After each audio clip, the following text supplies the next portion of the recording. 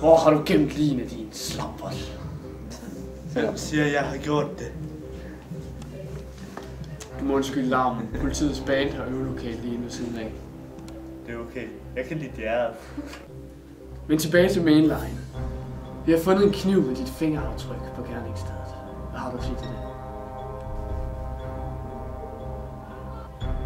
Snak for helvede! Du står til livstid! Jeg får højst for 20 år. Jo, men med de ting, vi er ret sikre på, at du har begået, så kan du komme på den lukkede afdeling resten af dit liv, uden nogen chance for bryggersladelse. Jeg har sluppet ud før, og jeg kan gøre det igen. Det var i 80'erne. Nu er sikkerheden dobbelt så god. Vi kommer ingen vejen ved det her. Nu har du bare snakket! Så skyder jeg dig! Bare skyd mig, så jeg skød din datter. Nej! Pøs!